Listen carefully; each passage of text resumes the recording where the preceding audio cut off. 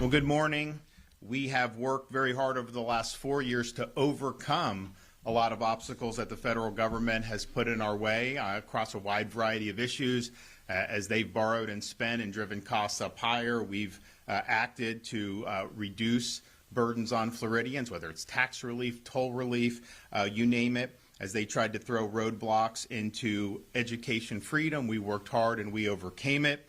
And of course, the issue that was maybe the most significant over the last 4 years, the fight against illegal immigration, as the Biden administration was allowing our borders to be overrun, have millions and millions of people coming to the country illegally. Florida led the way in enacting strong policies to deter and discourage and hold accountable people that came to this country illegally. We are now coming up on the next presidential inauguration. And when President Trump takes office again on January 20th, we are going to see a sea change in policies, particularly with respect to the border and illegal immigration. And this is an issue that has been festering in this country for many, many decades. Although the first Trump administration was much more successful than others have been, this is the time to get it right once and for all. And so the state of Florida stands ready, willing, and able to be able to help facilitate these policies that will benefit Floridians and benefit the American people. We've been working with the transition team. I've been speaking with the president. We had the governors down at Mar-a-Lago. There's going to be some ambitious policy changes that are going to be instituted on day one, particularly with respect to illegal immigration and major executive orders that are going to unwind the bad policies of the Biden administration, but then also provide a level of empowerment for states and local governments to help facilitate the policies against illegal immigration. And so the question for the state of Florida is, we're not a sanctuary state. We banned sanctuary cities my first year as governor, but we have a responsibility to be in this fight. State and local officials in Florida must help the Trump administration enforce our nation's immigration laws. And we are going to need, in order to do that effectively, we are going to need legislation to impose additional duties on local officials and provide funding for those local officials. There also needs to be measures to hold people accountable who are violating our anti-sanctuary policies. And then Florida needs to make sure that we don't have any lingering incentives for people to come into our state illegally. So therefore, I'm going to call the legislature into special session starting the week of January 27th. We have the next president taking office January 20th. We anticipate executive orders to be issued immediately after the swearing in and the inaugural address. We're going to have some time to process to make sure we're doing what we need to do, but then we need to act, and we need to act quickly. We don't have time to waste. The American people spoke very clearly of all the issues out there, and there were a lot of very important issues. This issue of the border and illegal immigration was one of the top issues in the 2024 election, and has been one of the top issues that we've had in this country for many, many years. So it will require new legislation in Florida to ensure that the duties of both state and local officials are very clear, and that those duties require them to be assisting the federal government in this regard. Now, the state, we're going to do it because I'm going to order that the state does it. Local, I think you're going to have some different views on that. Now, we're not a sanctuary state. We ban sanctuary cities, but you got to have effective accountability to hold those folks accountable if they choose to go in a different direction. It will also require some funding. Not a lot of funding, but I have a lot of sheriffs out there that are chomping at the bit. They want to be able to help, and they just need a little bit of funding. So we have responsibility to provide that funding, and we're going to be calling upon the legislature to do that. And just think about it. This will help with the overall public safety. Yes, enforcing immigration law in and of itself is important, but if you think back to the hurricanes we just had, they had looters in Pinellas County. I think there was like 45 of them that were arrested over a period of time. And I think 40 of them were in this country illegally. And I'm just thinking to myself, how the hell is this happening here on the head of a natural disaster. You got people that come here without authorization and they go out and try to loot the place. Give me a break. Those people need to be sent back immediately. So this will end up helping the overall situation, even apart from immigration.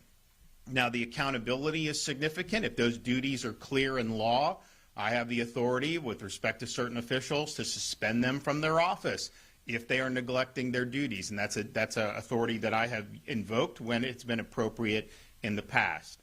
We also need to make sure that we don't have incentives for people to come illegally. We enacted E-Verify. People said that couldn't happen.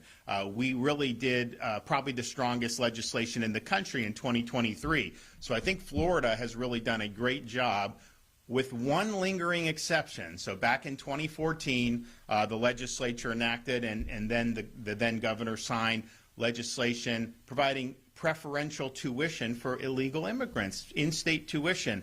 That is a benefit that you're rewarding somebody for being here illegally. So that in-state tuition, it's been on the books now for over a decade. We've tried to work with the legislature to get that repealed in the past. It's something that always seems to fall out of the bill as it gets. No more excuses on this. We need to remove all incentives to come to the state of Florida illegally, and that is one of them.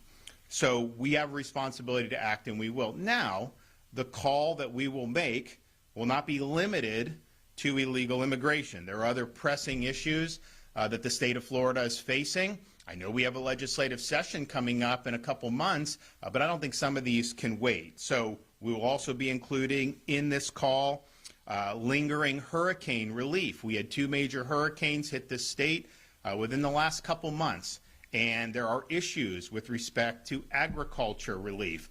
There are issues with respect to homeowners, things like My Safe Florida Home. We have people that are approved, they're on a waiting list, but the funding ran out. Well, why not provide them that grant so they can build back in a way that's going to be more resilient in the future, given that they're in those areas? So we're putting that in the call. And look, if you're not going to do any more relief, if the legislature doesn't want to do that, that's one thing. But if you're going to do it, why wait for the money to be available July 1st? Why not just get it out the door this month so that people can get the relief they need? We'll also be including in the call condominium relief. So there was a major issue in this state because of the tragedy of Surfside back in 2021. One of the worst moments in the state's history. We lost close to 100 people, devastated the community of Surfside and South Florida, and people wanted to do something, and I respect that. And we've had, even apart from Surfside, there were decades in Florida where these condos have been neglectful. There's no question about that. But one piece of legislation was just not going to be able to solve all the problems. We're now seeing some problems that I think were unintended that have popped up, and we have a responsibility to act to make sure that people can stay in their condo units. The legislature should not be doing anything that's going to cause someone to have to flee because of an artificial mandate. And so I think it was a good faith effort. I don't think people had all the answers then, but now we've seen what's happened. My administration, we've been working over the last several months soliciting input. We've held roundtables in different parts of the state. I know the Florida Senate has been soliciting input. So let's get our heads together and let's provide some relief. And then the final addition to the call will be reforming the petition and amendment process in the state of Florida. I mean, this is a major thing in this last election, and to have the amount of fraudulent petitions that were verified as fraudulent by the Secretary of State's investigation for Amendment 4, that is a huge problem. And I think part of the reason we're at this juncture is because the citizen initiative has really been transformed into a special interest initiative. And it's basically major, well-funded interest. They will pay people to gather petitions, and they'll pay them. And so these people have admitted, some of them have admitted to doing fraudulent petitions. And so that we need election integrity across the board. It can't just be, yes, obviously if you're going to cast your ballot, you need ID, you need paper ballots, all that. But these initiatives, these petitions, should not be able to be manipulated this way, especially with respect to amending the Constitution. Our Constitution should not be for sale to the highest bidder.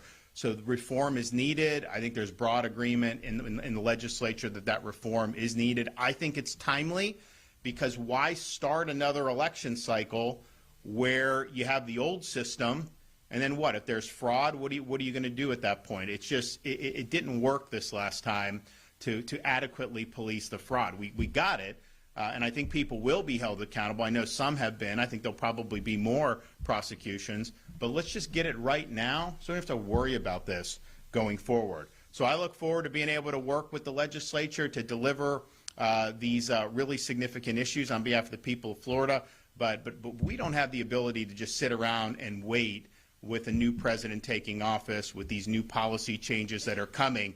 We've got to get ahead of it.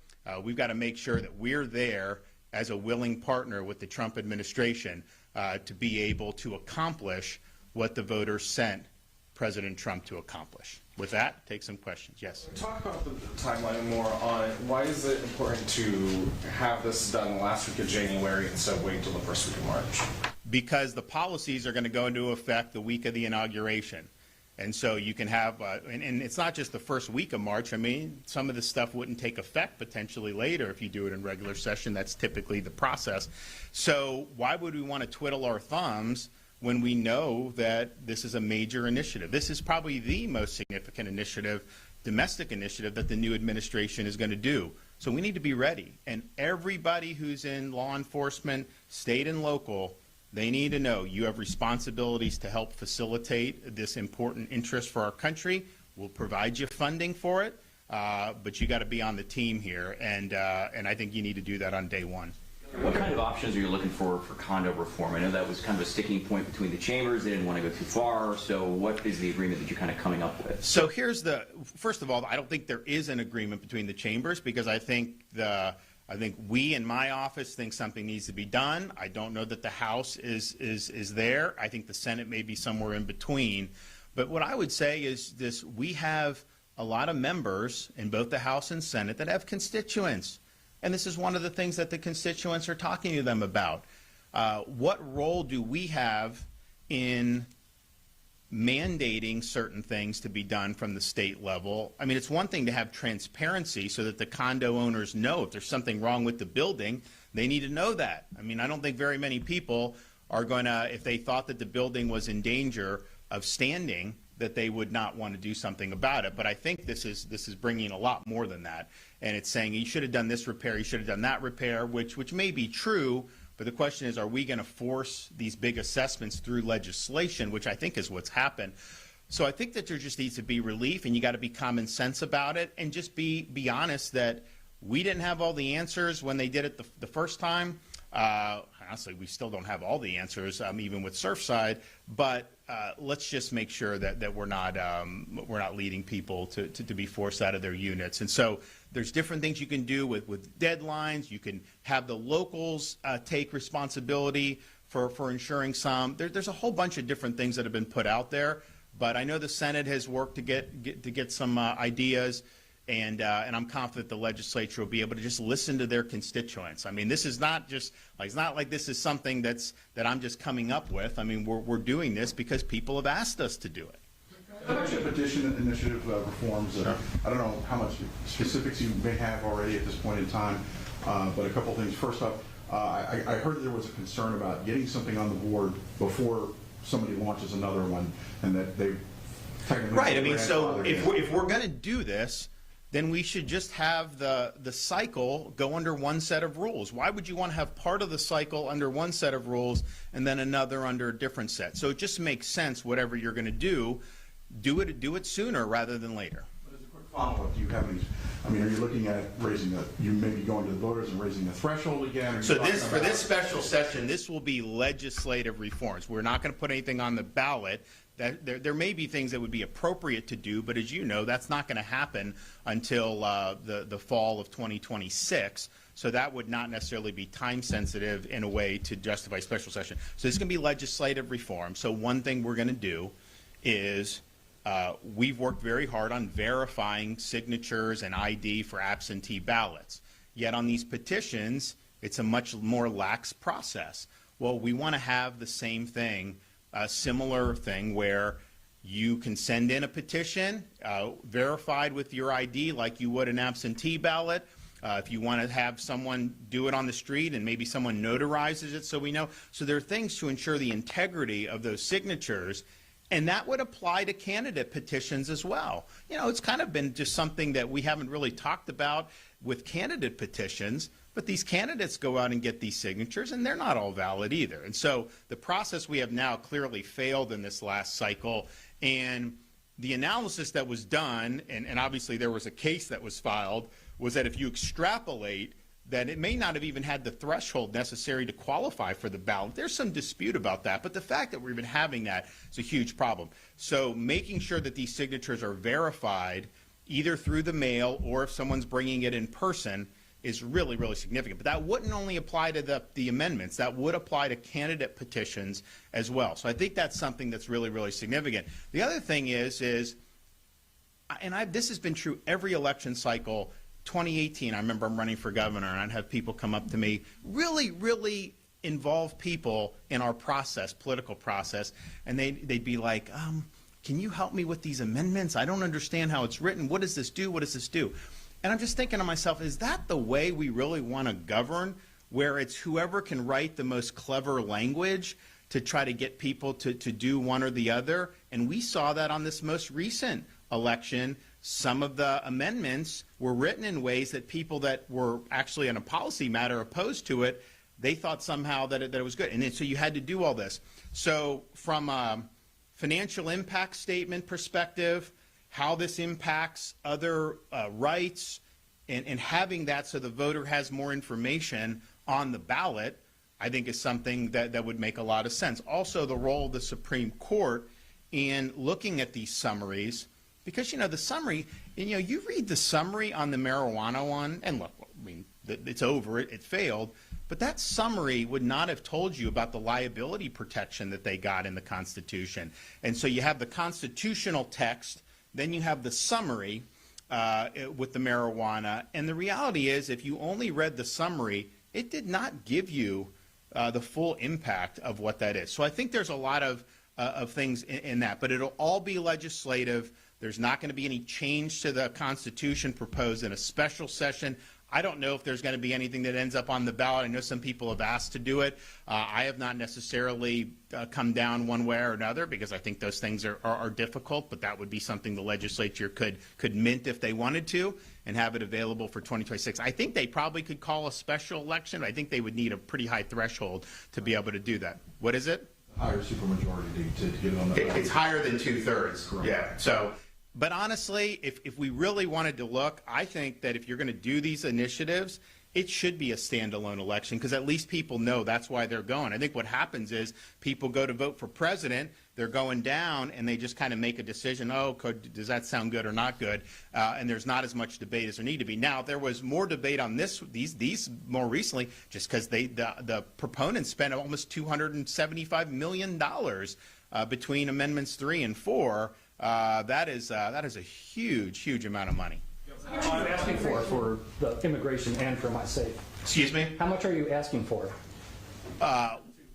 So on My Safe Florida Home, I think what I've said is, because I think that the program can be expensive and I don't know how far the legislature is willing to go, but I said at a minimum what we would want is anybody in these hurricane-affected areas who had damage to their home, who are approved for My Safe Florida Home, but there's not enough money, let's get them the grants. So that helps when they're rebuilding it, and they need to rebuild anyways. They're approved for the program. This will help keep them hopefully in better shape for next hurricane season if we can do it now. If we wait till July 1st, they're not going to be able to get anything done. That price tag on that is much more manageable than if you just funded the entire thing writ large. So I think we've calculated it. We think it's probably about, what, $100 million? Do I got any of my budget guys here? We think it's probably about $100 million to do the approved wait list folks who are in the Milton and Helene affected areas. And I think we should do that sooner rather than later. Look, if the legislature says they don't want to do that anymore, I mean, obviously, I think we should, but it doesn't make sense. If you think we should do it, then just get it done now so these folks get it. And then on the immigration, we We're still working on that. I don't think it's not going to break the bank. It's going to be relatively manageable. I mean, I think probably tens of millions of dollars. I don't know if we've put a price tag on it for sure, but it'll be something that's more than manageable with our current fiscal posture, and it will save money. If the Trump administration is successful, it will save us money on the back end, because if you go and look at some of who shows up in police stations and who's getting arrested, I mean, we do have a chunk of them that are in this country illegally. That's just the truth.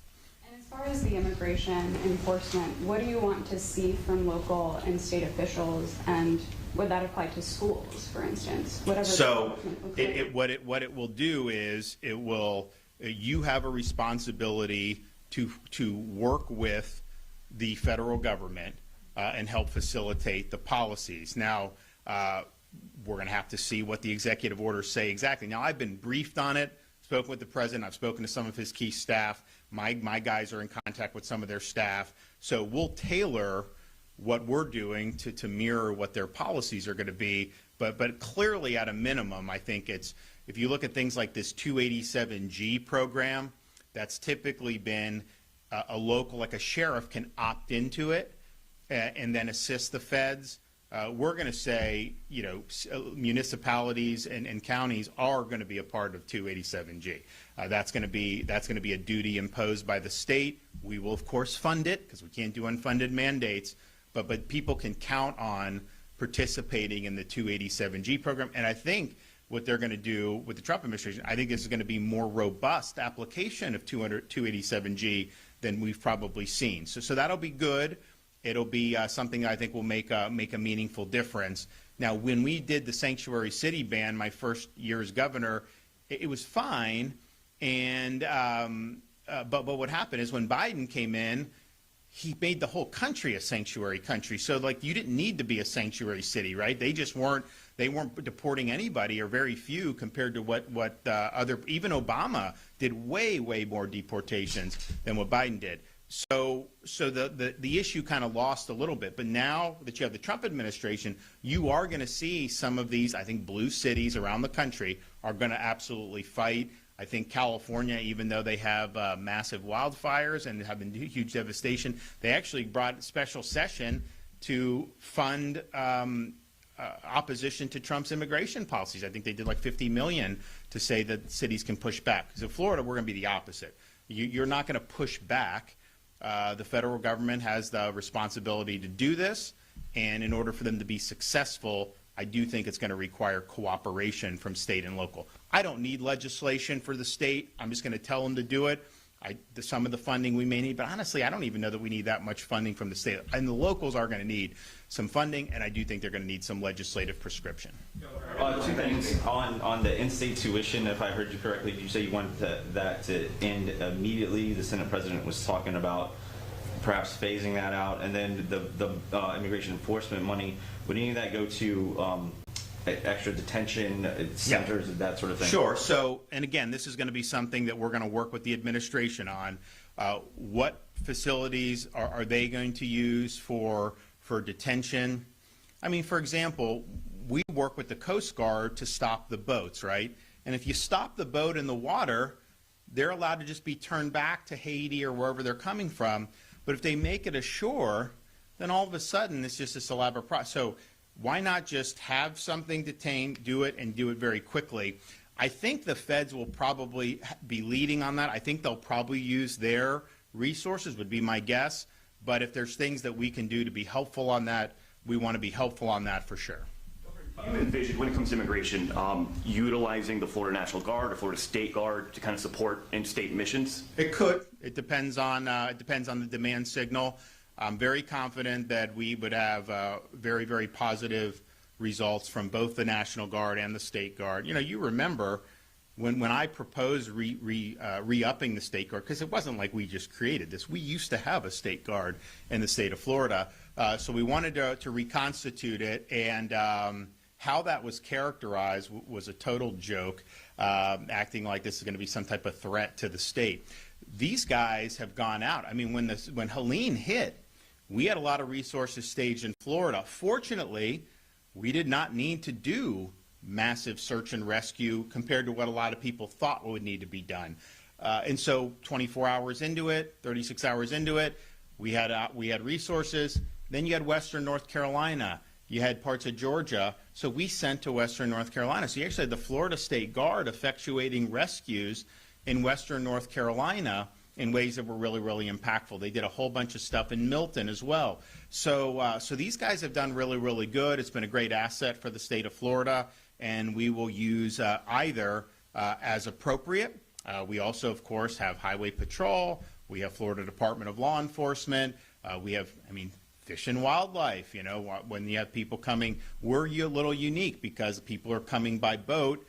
The ones that come across the border come in usually through vehicles, and then Biden flew them in and wouldn't tell us about it. That did happen from time to time as well. So we know that that's going to stop going forward. So I think we've got a lot of tools at our disposal. The key is, though, we've been told when over Biden, states, you can't enforce immigration. It's a federal responsibility because we've tried to do things in Florida.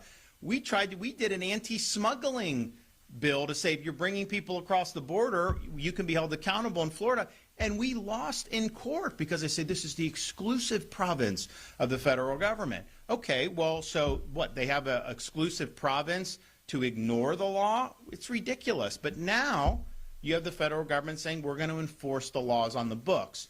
So it can't be the case that that somehow you're not allowed to help enforce the law against the wishes of the federal government when they're not enforcing law. But then when they actually want to enforce the law, states and localities can somehow nullify federal law by being a sanctuary state or sanctuary city. There's no way that doesn't work. So in order to make this work and ensure the laws are upheld, you got to be willing to work constructively with the federal government. We obviously believe in the policy, and we believe that the last 4 years have been bad with respect to the people that have been let into the country. But even if we didn't believe that, if it is the federal government's responsibility and this is an important national policy, I don't see any way that states and localities should be allowed to throw a wrench into that. You need to be there. You need to be facilitating. Representative Mills told one of my colleagues this morning that he had an excellent call with you and your team yesterday related to several issues that are important to you, including immigration. I don't know if you saw, he kind of said on Saturday that he's interested in running for the Rubio seat, regardless of who you appoint. Just wonder if you could say anything about that. Well, we're going to make an appointment in very soon. We have, up until January 20th, where we will not have a vacancy. I anticipate a vacancy occurring on the afternoon of the 20th or no later than the 21st. So we'll have somebody ready to go on that. Look, people are free to do what they want. I think, generally speaking, if somebody is appointed and does a good job, I don't think that they're going to be somebody that you're going to be able to successfully challenge in a Republican primary. And so people are free to do what they want, but I don't think that would be something that would be the case. And I'm sure if he happened to be appointed, I don't think he would want necessarily someone doing it. But that's fine. So we've talked to a lot of good people. We've got a lot of I think credible candidates and some good candidates. Now, Corey, one of the things we did discuss, he's a member of the House. And, you kind of remember election night, Republicans were giddy. You see Trump win in these swing states. Then kind of the dust settles, and you're like, we lost seats in the U.S. House. How the heck did that happen? And part of it, California took them 30 days to be able to determine some of those elections, but that just is what it is. But Republicans lost seats. So they have 220 duly elected Republicans. We have Florida, one is vacant, so they started the Congress with 219. On January 20th, you're going to have 217 to 215. And so when you talk about Corey, Kat Kamak, honestly, she's a fighter. She's really, really good, really strong. I think she's got a great record. I spoke with her the other day. But the issue would be, are you going to go from 217 to 216? That's a tough thing. And I've been honest with the Congress people. That's a big concern of mine, because one of the criteria I had with who I'm going to appoint is we just had an election.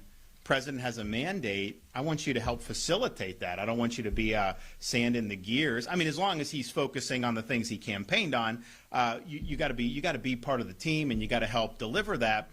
But if you put someone there and then it reduces the numbers in the House and may make it harder for them to be able to enact an agenda. Because, you know, we're doing an election for 2 of the seats, but that's not till April 1st, and part of that's just the way between federal and Florida law. You know, if they wanted to do it quicker, what they need to do is maybe just have one election with no primaries, because when you do the primary, you got 45 days for that, 45 days for the general, just for military absentee overseas. That's not even counting qualifying, all these other things. So they're going to be at 217 on January 20th, which means if all the Dems are no, if they lose one Republican, then they can't. If you had 216, 215, because I appointed someone in the Senate, then if you lose one Republican, then the Dems would actually have a one seat majority. So that's just a big practical concern. It's not anything that any of these guys have any control over. It's not their fault, but that's just the reality that we're dealing with. I don't want to do anything to inhibit getting the agenda accomplished, and even though the appointment is for a Senate, if that ends up impacting what the U.S. House is able to do. And oh, by the way, I mean, if it wasn't for Florida, you would have a Democrat majority in the House right now, as it's just the reality. Special elections, the ACLU has filed suit against you for not yet scheduling special elections for Randy Fine and Joel Rudman's seats.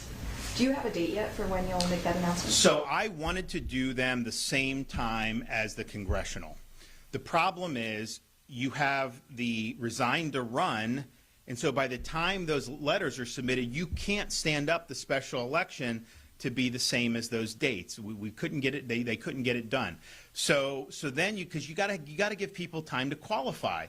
And if I would have done, they submit their letter during that week. If I just would have demanded date, it wouldn't have ended up adding up properly. So once you know that, you can't physically seat anybody in time for the session to be over at that point.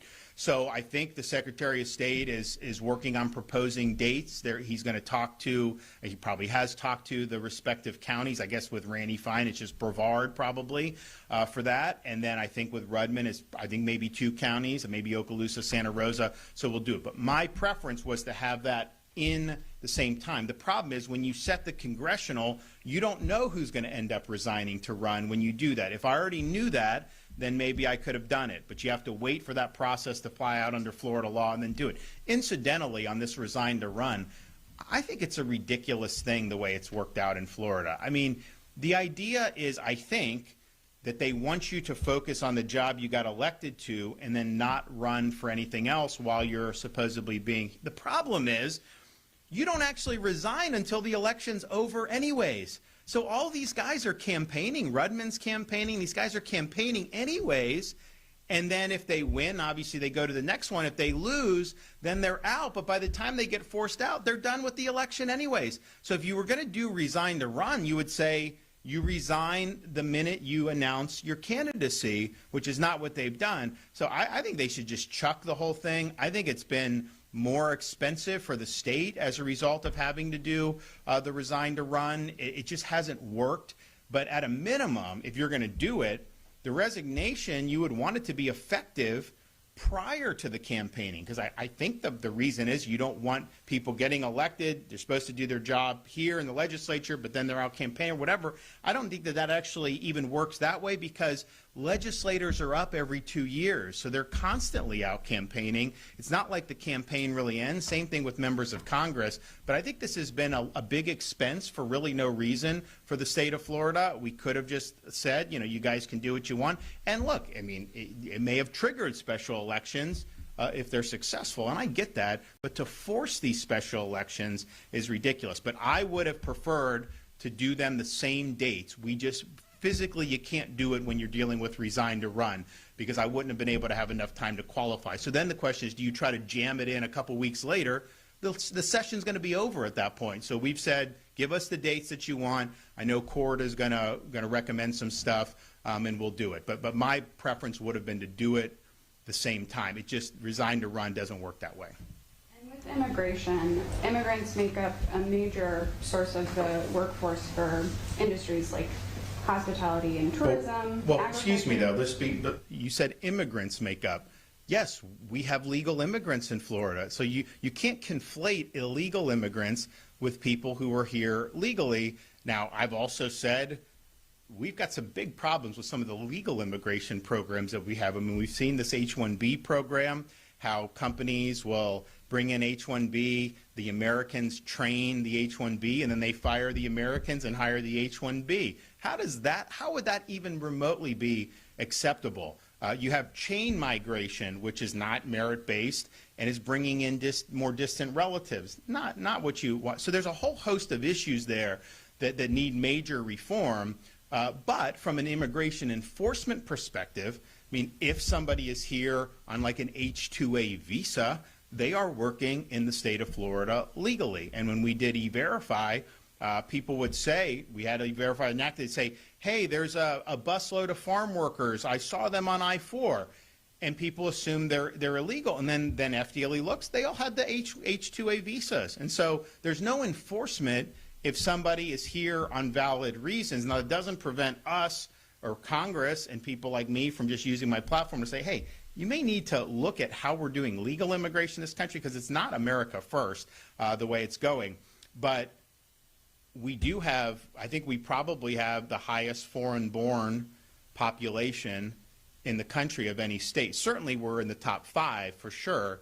And yet, I would point out, I came in, we did sanctuary city ban. People say, oh, you can't do that. You know, we have. It was the people, the first generation, they wanted the sanctuary city ban. When we did the legal transports, the things like Martha's Vineyard, people said, oh, the Venezuelans in Miami aren't going to like that, because I guess a lot of the people that got transported to Venezuela. I go down there, these guys are high-fiving me because they think Maduro's sending undesirables to the country. So this whole idea that somehow people that are first generation do not want to see immigration enforcement, that is totally not the case. And just look at the election results in Miami-Dade County. We were, 8 years ago? We had Hillary winning by 30 points. I carried it by double digits 2 years ago. Donald Trump carried it by double digits, and we both ran strong on immigration. So don't conflate the two. Immigration enforcement is focusing on illegal aliens that are in the country, in our state. Legal immigrants obviously have a right to be here. They're following the process. Now, that should not mean that someone here is H-1B. Of course, they're not going to be sent. But if there's fraud and if these programs should be reformed, they do need to be reformed. But I would not conflate the two. I think that, and I think the media oftentimes, they try to frame it as if somehow somebody comes, they apply, they come to the United States, they're doing good, and it's like, oh, you know, they're going to enforce against, quote, immigrants. No, they're going to enforce against illegal aliens, and that's really what we're talking about. So week of January 27th, I know that there's a lot of rank-and-file members of both the House and Senate that are chomping at the bit to be able to weigh in and make sure that Florida is leading the way in the states to help the incoming Trump administration accomplish their objectives. There's a whole host of other areas I think we're going to be working with. I mean, a lot of it is going to be, they're going to be empowering us to do more and more, whereas we usually had to overcome the Biden administration. I think you're going to see more and more responsibility provided to the states. I mean, I mentioned last week, give me the stuff for Everglades restoration for federal. We can do it much quicker than the Army Corps can do. We have a massive reservoir south of Lake Okeechobee. We want to make sure we do. Block grant the money. Give us the authority. We'll get it done. Higher education. Make sure we overhaul accreditation. The Department of Education federally has got to approve that. We're ready to go on that. We know there needs to be. So there's going to be a lot of things that they're going to be empowering us to do, but this is one key example where we can help facilitate a key objective, not only for the incoming administration, but for our country. We got to get this issue right. We've been talking about it for decades and decades. Now's the time. President Trump has a mandate. State of Florida is going to be there working every step of the way. Thank you. Thank you. Thank you. I hope to do more of these this coming year. You got this nice room, right? I know, so you got to use it.